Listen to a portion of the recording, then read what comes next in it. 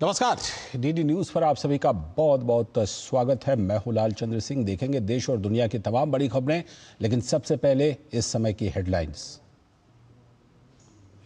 भाजपा ने राहुल गांधी पर साधा निशाना, कहा जनता नेता प्रतिपक्ष को अब नेता अप्रतिपक्ष मानने लगी है। कहा संवैधानिक संस्थाओं को धमकी देने वाले राहुल अब हो गए हैं विध्वंसक।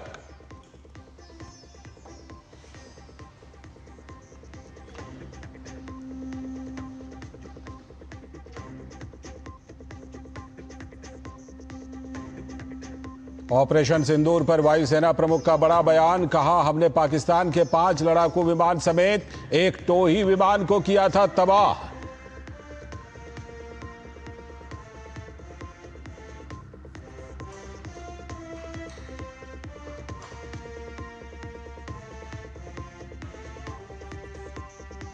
दिल्ली के जैतपुर में दर्दनाक हादसा, भारी बारिश के कारण एक समाधि स्थल की दीवार गिरी, 7 लोगों की मौत।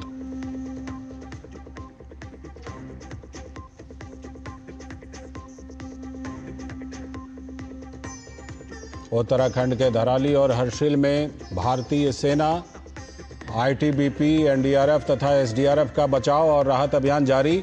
अब तक 1000 से भी ज्यादा लोगों को बचाया गया।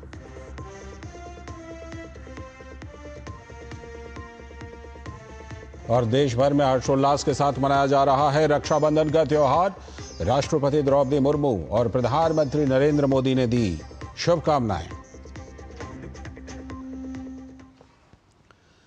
ये थे हेडलाइंस और अब देखते हैं खबरों को विस्तार से। और सबसे पहले बात करेंगे बीजेपी के प्रेस कॉन्फ्रेंस की। भारतीय जनता पार्टी ने राहुल गांधी को घेरते हुए कहा है कि देश की जनता नेता प्रतिपक्ष को अब नेता अप्रतिपक्ष मानने लगी है। भाजपा प्रवक्ता गौरव भाटिया ने प्रेस कॉन्फ्रेंस में कहा कि राहुल गांधी अब संवैधानिक संस्थाओं को धमकी देने लगे हैं। जिस तरह से उन्होंने निर्वाचन आयोग पर आरोप लगाए हैं, वो अब विध्वंसक हो गए हैं। राहुल उर्फ अराजक तत्व अब राहुल उर्फ विध्वंसक हो गए हैं। अब वो विध्वंस करना चाहते हैं संवैधानिक संस्थाओं का, भारत के लोकतंत्र का। आपको हक है अपने आरोप लगाने का भी और मुद्दे उठाने का भी, लेकिन धमकी देना नेता प्रतिपक्ष के लिए अशोभनीय है, निंदनीय है, पीड़ाजनक है हमारे लिए कि वो संवैधानिक संस्थाओं को अब धमकी देने लगे हैं। साथ ही भाजपा के प्रवक्ता गौरव भाटिया ने कहा कि नेता प्रतिपक्ष जिन्होंने संविधान की शपथ ली है, क्या वो संवैधानिक संस्थाओं का विरोध कर सकते हैं। उन्होंने कहा कि राहुल गांधी मीडिया में अनर्गल आरोप लगाते हैं और प्रमाण मांगे जाते हैं तो प्रमाण नहीं देते। जब चुनाव हारते हैं तो ठीकरा कहीं फोड़ना है, तो ठीकरा फोड़ते हैं वो कभी ईवीएम पे, कभी वीवीपैट पे, कभी इलेक्शन कमीशन ऑफ इंडिया पे, और झूठे आरोप लगाते हैं बिना तथ्यों के, और कभी औपचारिक शिकायत नहीं देते हैं। No formal complaint is ever given. और अब दूसरी बड़ी खबर, ऑपरेशन सिंदूर के दौरान भारत ने पाकिस्तान को बुरी तरीके से धूल चटाई थी। इस बीच air chief marshal Amarpreet Singh ने ऑपरेशन सिंदूर से जुड़ी अहम जानकारी साझा की है। Air chief martial AP Singh ने बेंगलुरु में आयोजित एक कार्यक्रम में बताया कि ऑपरेशन सिंदूर के दौरान 5 पाकिस्तानी लड़ाकू विमान और एक अन्य बड़ा टोही विमान मार गिराया गया था। वायुसेना प्रमुख ने कहा कि पाकिस्तान द्वारा किए गए हमलों को रोकने में रूस निर्मित S-400 एयर डिफेंस सिस्टम ने महत्वपूर्ण भूमिका निभाई। उन्होंने कहा कि पाकिस्तान का जो बड़ा विमान गिराया गया वो एक airborne warning and control system यानी AWACS से लैस था। We have indication of at least one AEWNC in that AEWC hangar and a few F-16s which were under maintenance there. Apart from these, the SAGW systems, mostly from, I'm talking about fighter aircraft are from S-400. We have at least 5 fighters confirmed killed and 1 large aircraft, which could be either an Elint aircraft or an AWNC aircraft, which was taken on at a distance of about 300 kilometers. This is the actually largest ever recorded surface to air kill. साथ ही वायुसेना प्रमुख ने कहा कि operation सिंदूर की सफलता एक प्रमुख कारण राजनीतिक इच्छा शक्ति का होना था। उन्होंने बताया, हमें बहुत स्पष्ट निर्देश दिए गए थे। तीनों सेनाओं के बीच बेहतरीन समन्वय ने ऑपरेशन में महत्वपूर्ण भूमिका निभाई। I want to talk about something like, if I can say, what were the reasons for success? One, which I can think of, is that there was political will.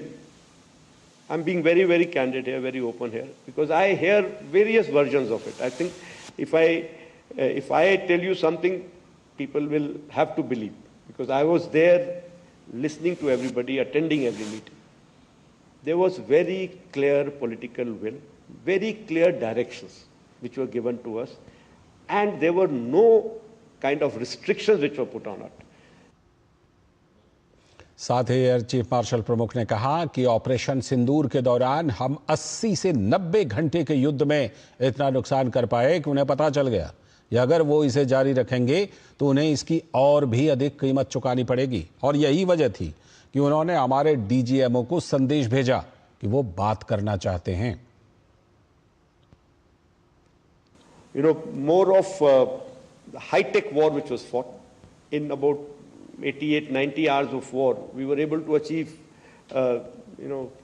so much of damage to their system that it was very clear in their mind that in this current situation, if they continue, they are going to continue paying for it more and more.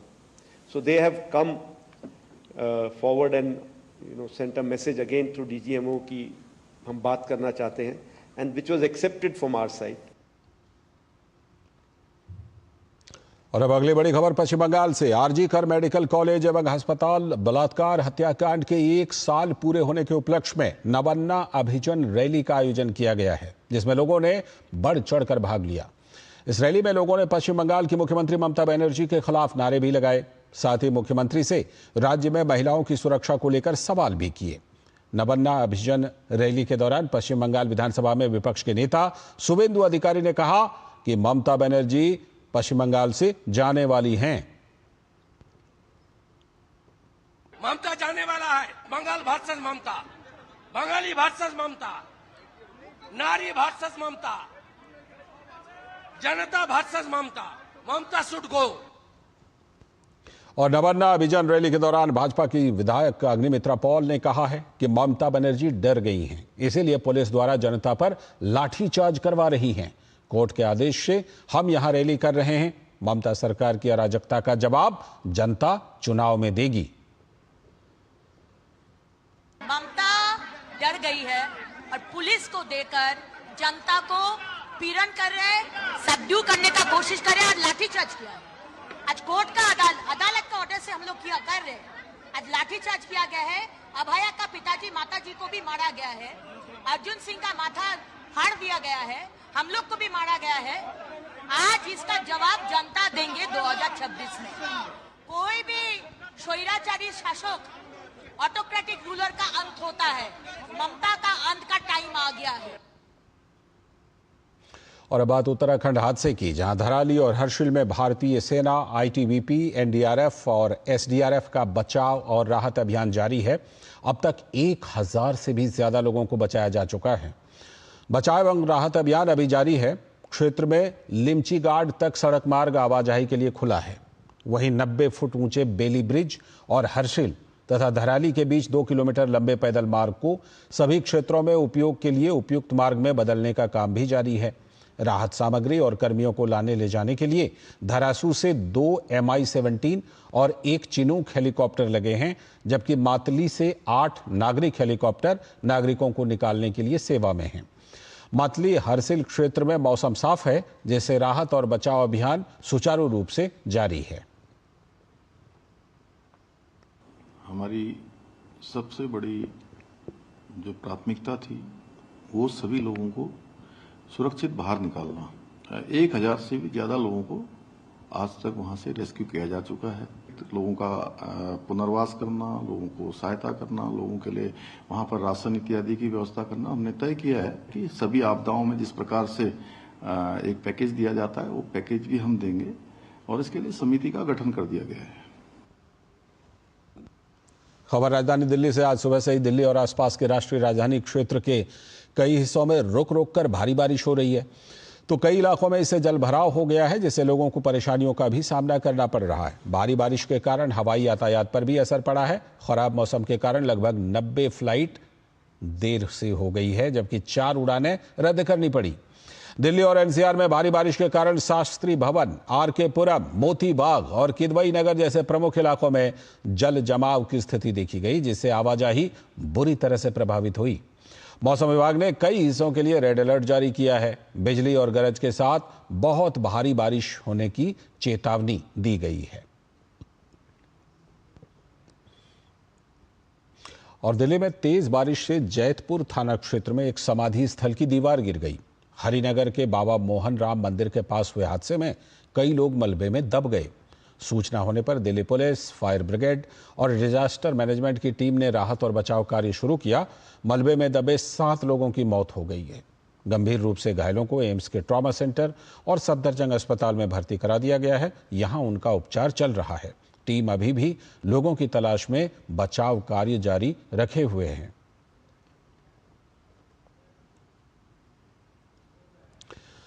आगे की खबरों में भाजपा की केरल इकाई ने हाल ही में जारी मसौदा मतदाता सूची में बड़े पैमाने पर अनियमितता और सत्तारूढ़ वाम दलों पर सरकारी अधिकारियों के सहयोग से हेराफेरी अभियान चलाने का आरोप लगाया है। केरल भाजपा के राज्य महासचिव अनूप एंथोनी ने दावा किया है कि पार्टी ने राज्य भर में 5 लाख से भी अधिक विसंगतियों का पता लगाया है। उन्होंने कहा कि भाजपा ने राज्य चुनाव आयोग को इसकी विस्तृत शिकायत दी है और कानूनी कार्रवाई पर भी विचार कर रही है। नया वोट ऐड करने का प्रोसेस चालू है। इस दौरान इन लोगों ने वोटर लिस्ट का मैनिपुलेशन भी बहुत हद तक करने का कोशिश किया। भारतीय जनता पार्टी केरला ने इस विषय को बहुत डिटेल में स्टडी किया, एनालिसिस किया। एक एक पंचायत का डेटा हमने रिट्रीव किया, उसको पूरा एनालाइज किया टेक्नोलॉजी और सॉफ्टवेयर यूज करके। तब हमारे सामने ये विषय आया कि काफी सारे लाखों, 4 से 5 लाख के लगभग केरला में वोट, जो वोटर लिस्ट में अभी जो वर्तमान में वोटर लिस्ट में जो वोट है वो डुप्लीकेट वोट है या इर्रेगुलर वोट है या इलीगल वोट है। आगे की खबरों में प्रधानमंत्री नरेंद्र मोदी कल कर्नाटक का दौरा करेंगे, जहां वो बेंगलुरु में विकास की कई योजनाओं की सौगात देंगे। इनमें खास है 3 नए वंदे भारत एक्सप्रेस ट्रेन और नई नम्मा येलो लाइन मेट्रो। तो बेंगलुरु से देखिए हमारे संवाददाता अभिषेक सिंह की ये रिपोर्ट। देश की रेल सफर में एक और ऐतिहासिक कदम। 10 अगस्त 2025 को मिलने जा रही हैं 3 नई वंदे भारत एक्सप्रेस ट्रेनें, जिसे प्रधानमंत्री नरेंद्र मोदी बेंगलुरु के केएसआर रेलवे स्टेशन से हरी झंडी दिखाकर रवाना करेंगे। पहली वंदे भारत ट्रेन बेलगावी से क्रांतिवीर संगोली रायण बेंगलुरु के बीच चलेगी, जो बेंगलुरु, तुमकुरू, हासन, चिक्कमगलुरु, चित्रदुर्ग, दावणगेरे, हावेरी, धारवाड़, उत्तर कन्नड़ और बेलगावी जैसे जिलों को तेज रफ्तार से जोड़ेगी। दूसरी वंदे भारत एक्सप्रेस अजनी, नागपुर से पुणे के बीच शुरू होगी, जिससे नागपुर, वर्धा, अमरावती, अकोला, जलगांव, नासिक, अहिल्यानगर और पुणे के यात्रियों को बेहतर कनेक्टिविटी मिलेगी। तीसरी वंदे भारत ट्रेन अमृतसर से श्री माता वैष्णो देवी कटरा के बीच चलेगी, जो अमृतसर, जालंधर, पठानकोट, जम्मू और रियासी के यात्रियों को तेज और आरामदायक यात्रा का अनुभव दिलाएगी। वंदे भारत है, ये हमारा फ्यूचर एक बहुत बड़ा प्रोडक्ट रहेगा इंटरसिटी ट्रैवल के लिए, जो आम आदमी की को दृष्टि में रखते हुए जो अमृत भारत ट्रेन्स है उसकी भी लॉन्च हो रही है। हम लोग वंदे भारत स्लीपर भी लॉन्च करने जा रहे हैं। ये धीमे धीमे एक बहुत इंपॉर्टेंट फ्यूचर के प्रोडक्ट हो जाएंगे और 2030 तक लगभग जो वंदे भारत के प्रोडक्शन है वो उसमें काफी इजाफा होगा। वहीं देश को 3 और नई वंदे भारत एक्सप्रेस ट्रेन की सौगात के बाद बेंगलुरु के लोगों को प्रधानमंत्री मोदी एक और बड़ी सौगात देंगे, यानी नम्मा मेट्रो की येलो लाइन की। इस 19.15 किलोमीटर लंबे मेट्रो कॉरिडोर पर हर 25 मिनट में 3 चालक रहित ट्रेनें चलेंगी। यह कॉरिडोर दक्षिणी बेंगलुरु में इलेक्ट्रॉनिक सिटी होते हुए आरवी रोड को बोम्मा संद्रा से जोड़ेगा, जिसमें 16 स्टेशन होंगे। इस नई येलो लाइन के शुरू होने से दक्षिण बेंगलुरु के औद्योगिक क्षेत्रों को बेहतर कनेक्टिविटी मिलेगी और लोगों को विश्व स्तरीय आरामदायक यात्रा का आनंद। साथ ही सबसे बड़ी बात, लोगों को ट्रैफिक से निजात मिलेगी। प्रधानमंत्री नरेंद्र मोदी रविवार को बेंगलुरु में पर्पल लाइन और ग्रीन लाइन के बाद अब इस तीसरे येलो लाइन मेट्रो की भी शुरुआत करेंगे, जो यहाँ के लोगों को ट्रैफिक से निजात दिलाएगा और रागीगुडा से लेकर इंफोसिस तक का विश्व स्तरीय यात्रा का अनुभव भी कराएगा। प्रधानमंत्री नरेंद्र मोदी द्वारा शुरू की जाने वाली रेल और मेट्रो से बेंगलुरु में विकास को और गति मिलेगी। कर्नाटक में चलने वाली यह 11वीं वंदे भारत एक्सप्रेस ट्रेन होगी। वहीं आंकड़ों पर नजर डालें तो देश भर में वंदे भारत ट्रेन 144 सेवाओं के जरिए 24 राज्यों और केंद्र शासित प्रदेशों तक पहुंच चुकी है, जो अब 150 तक पहुंच जाएगी। सरकार का लक्ष्य अगले 3 वर्षों में 200 और वंदे भारत ट्रेनों को शुरू करने का है। निश्चित ही ये कहना गलत नहीं होगा कि बेंगलुरु से बेलगावी के बीच नई वंदे भारत ट्रेन और नई येलो मेट्रो लाइन यात्रा समय को तो कम करेंगी ही, साथ ही यात्रियों को तेज, सुरक्षित और आरामदायक सफर का भी अनुभव कराएगी। Abhishek Singh, DD news, Bengaluru. और अब बात रक्षाबंधन की कुछ खास तस्वीरों की। रक्षाबंधन के अवसर पर तेलंगाना से आई दृष्टिबाधित बच्चियों ने राष्ट्रपति द्रौपदी मुर्मू को राखी बांधी। 17 राज्यों के 600 से भी ज्यादा स्कूली बच्चे रक्षाबंधन का त्योहार मनाने के लिए राष्ट्रपति भवन पहुंचे। तो राष्ट्रपति ने सभी बच्चों को पर्यावरण को लेकर वृक्षारोपण के लिए प्रेरित किया। इस मौके पर हमारे संवाददाता विशाल बैरिस्टो ने दिव्यांग बच्चियों से खास बातचीत की है। आज रक्षाबंधन है और हम इस वक्त हैं राष्ट्रपति भवन में। मेरे साथ कुछ दिव्यांग बच्चियां हैं जो तेलंगाना से आई हैं। आज उन्होंने राष्ट्रपति को राखी बांधी है और राष्ट्रपति से उन्होंने कुछ सीखा भी है। आइए हम उनसे बात करते हैं और जानते हैं। आपने राष्ट्रपति को राखी बांधी है, कैसा लगा आपको? बहुत अच्छा लगा। क्या बोला उन्होंने आपको? झाड़ लगाना, पेड़ लगाना बोले, केला का पेड़, तुलसी का पेड़, पीपल का पेड़ लगाना बोल के बोले। और क्या बोला आपसे राष्ट्रपति जी ने? आप लगाएंगे? मैडम हम लगाएंगे पेड़। कौन सा पेड़ लगाओगे? केले के, पीपल के और तुलसी के पेड़ लगाएंगे। So when you met her, did you feel that she is with you? Yes, I feel very happy. I'm very exactly happy. Exactly feel. Like she got up from her chair and gave her space. We are happy. So what are you going to tell your friends? That to plant trees in their gardens and say to others to plant trees. And what would you tell about your experience meeting the president? I'm very happy to meet madam. This is a great opportunity for us. Okay. Which class are you from? I'm from 10th class. And you? All 10th class? Only 2 members. And you? I'm from 9th class. You? I'm from 8th class. आपने सुना, ये जो बच्चियां हैं ये 8वीं से 10वीं कक्षा तक की छात्राएं हैं और ये बहुत खुश हैं कि इन्होंने राष्ट्रपति को राखी बांधी और राष्ट्रपति से ये सीख लेके जा रही हैं कि ये पौधा जरूर लगाएंगी। कैमरामैन पीयूष के साथ मैं विशाल Bairstow, DD news, Rashtrapati Bhavan.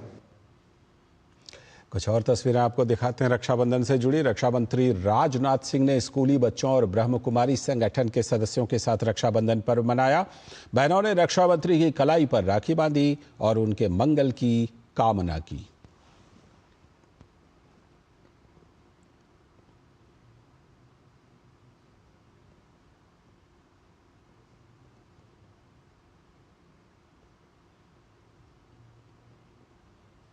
और केंद्रीय वाणिज्य एवं उद्योग मंत्री पीयूष गोयल ने भी आज नई दिल्ली में स्कूली बच्चों के साथ रक्षाबंधन का त्योहार मनाया। दिल्ली के विभिन्न स्कूलों के अलावा वृंदावन के समवेद गुरुकुलम गर्ल्स सैनिक स्कूल की छात्राओं ने भी इस मौके पर पीयूष गोयल को राखी बांधी। बच्चों ने इस मौके पर देशभक्ति के गीत भी गाए और राष्ट्रवाद और राष्ट्र प्रेम पर अपने विचार भी साझा किए। केंद्रीय मंत्री पीयूष गोयल ने देशवासियों को रक्षाबंधन की बधाई दी और कहा कि ऑपरेशन सिंदूर ने यह साबित किया है कि देश की बहनों पर कोई भी आंच आएगी तो हम उसका मुंहतोड़ जवाब देने के लिए हमेशा तैयार हैं। जिस प्रकार से ऑपरेशन सिंदूर के बाद पूरा देश गर्व से महसूस करता है कि हमारी बहनों की रक्षा के लिए हमारे जवानों ने, हमारे सेना बलों ने मुंह तोड़ जवाब दिया, ऐसे ही हमारे सभी बहनों को ये विश्वास है कि प्रधानमंत्री नरेंद्र मोदी, उनका भाई और देश का हर एक नागरिक एकजुट होकर अगर देश पर कोई भी आंच आए तो मुंह तोड़ जवाब देने के लिए तैयार है। और भाई बहन के अटूट प्रेम का पर्व रक्षाबंधन आज पूरे देश में बड़े उत्साह से मनाया जा रहा है। तो छत्तीसगढ़ के दुर्ग जिले में इस बार इस पर्व को एक अनूठे अंदाज में मनाया गया, जिसका मकसद केवल रिश्तों की डोर को ही मजबूत करना नहीं बल्कि पर्यावरण की रक्षा का संदेश भी देना था। छत्तीसगढ़ के दुर्ग जिले के उतई में स्थित तृतीय रिजर्व बटालियन भिलाई का परिसर, जहां सुबह से ही केंद्रीय औद्योगिक सुरक्षा बल के जवान और केंद्रीय विद्यालय के छात्र छात्राएं एक विशेष आयोजन में जुटे थे। हाथों में रंग बिरंगी राखियां और सामने खड़े हरे भरे वृक्ष। इन पेड़ों की डालियों पर राखी बांधते हुए बच्चों के चेहरे पर वैसा ही स्नेह और अपनापन था जैसा भाई की कलाई पर राखी बांधते वक्त होता है। केंद्रीय औद्योगिक सुरक्षा बल के जवानों और केंद्रीय विद्यालय उदय के छात्र छात्राओं ने वृक्षों पर राखियां बांधी और कहा कि इस रक्षाबंधन त्योहार में हरित रक्षाबंधन महोत्सव में पेड़ उनके परिवार के सदस्य की तरह हैं। पर्यावरण हमारे लिए, हम उसके लिए हैं, लेकिन जब हम उसे त्योहार के साथ जोड़ते हैं तो एक प्रेम का भाव और जागृत होता है। और आप देख रहे हैं हमारे बच्चे इसमें बहुत बढ़ चढ़ के भाग ले रहे हैं। पूरे कैंपस के पौधों को उन्होंने रक्षा सूत्र बांधा है। अब हम एक दूसरे के साथ एक ब्रदरहुड के बंधन में बंध गए हैं। वो हमारे लिए बहुत कुछ कर रहे हैं और हम भी उनका संरक्षण करेंगे। आज हम केंद्रीय विद्यालय CISF भिलाई के छात्र छात्राएं 3rd रिजर्व बटालियन के मेंबर्स के साथ हरित रक्षाबंधन मना रहे हैं। रक्षाबंधन हम रक्षा भाई बहनों की करते हैं, बट हमारी सुरक्षा पेड़ भी करते हैं, तो इसलिए हमने पेड़ों को राखी बांध दी है। पेड़ हमारी सुरक्षा करते हैं, बट आगे चल के हम पेड़ों की भी रक्षा करेंगे। आज हमने 3rd रिजर्व बटालियन कैंपस के मेंबर्स के साथ हरित रक्षाबंधन मनाया है और इस बात की मुझे और हम सभी छात्रों को बहुत खुशी है कि रक्षाबंधन तो भाई बहनों का त्यौहार होता है, लेकिन आज हमने पेड़ों को राखी बांधी है क्योंकि पेड़ भी हमारी ज़िंदगी में एक भाई की तरह ही हमारी रक्षा करते हैं। हमने आज हरित रक्षाबंधन मनाया। इसके पीछे हमारा ये मकसद था कि हम पेड़ के साथ भाईचारा निभा सके, जैसे वो हमारी रक्षा करते हैं हम भी उनकी रक्षा करें। हरित रक्षाबंधन मनाने के पीछे उद्देश्य यह है कि जिस तेजी से वृक्षों की कटाई की जा रही है उससे जलवायु परिवर्तन हो रहा है, उसे रोकने के लिए पेड़ बचाना आवश्यक है। Bureau report, DD news.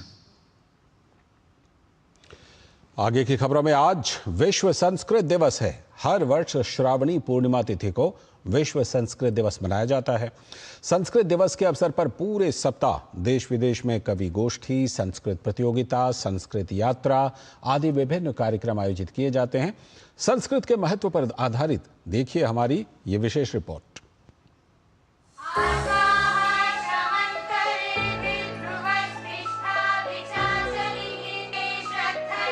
अमृतम संस्कृतम मित्र सरसम सरलम वचः, अर्थात हमारी संस्कृत भाषा सरस भी है, सरल भी है।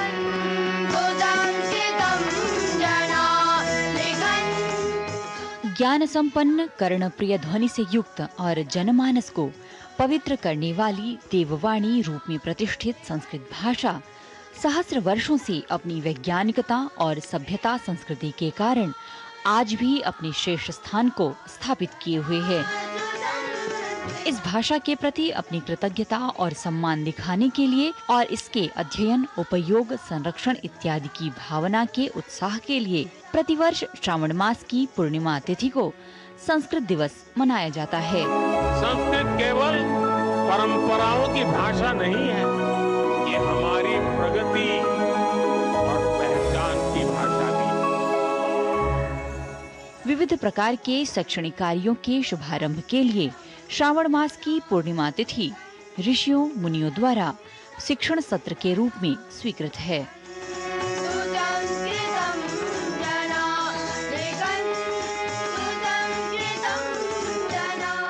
कई ज्ञात भाषाओं की जननी यह संस्कृत भाषा अपनी वैभव संपन्नता के कारण आज संपूर्ण जगत में देदीप्यमान है। आज विदेश के कई संस्थान और विश्वविद्यालय रुचिपूर्वक संस्कृत को अपने पाठ्यक्रमों में सम्मिलित किए हुए हैं।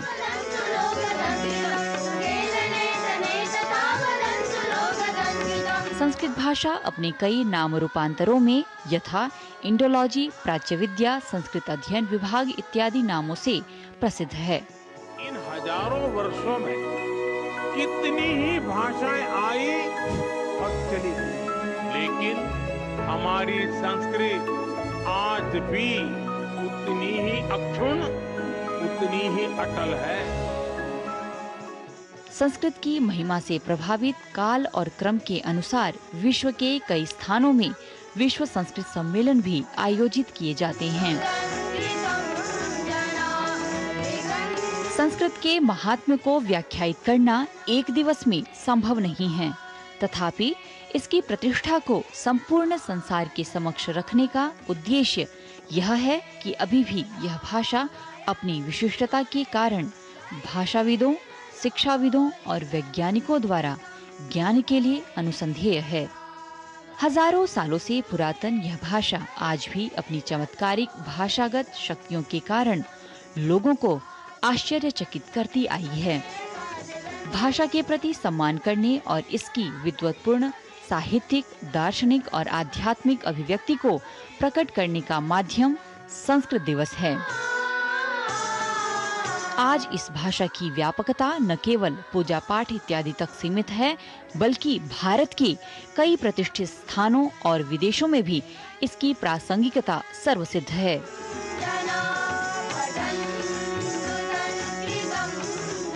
संस्कृत दिवस का यह उद्देश्य है कि यह भाषा ऐसे ही निरंतर अपनी सार्वभौमिकता को सिद्ध करते हुए जनमन को पुण्य और आह्लादित करती रहे।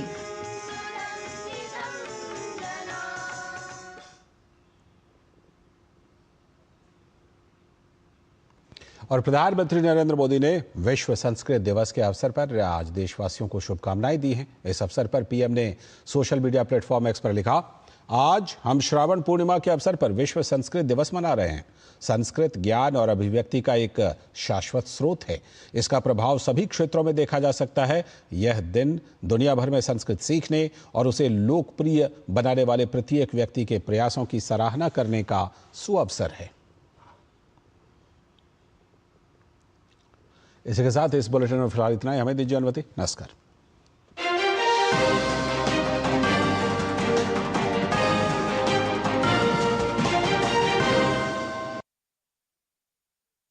न तुष्यते न कुप्यते।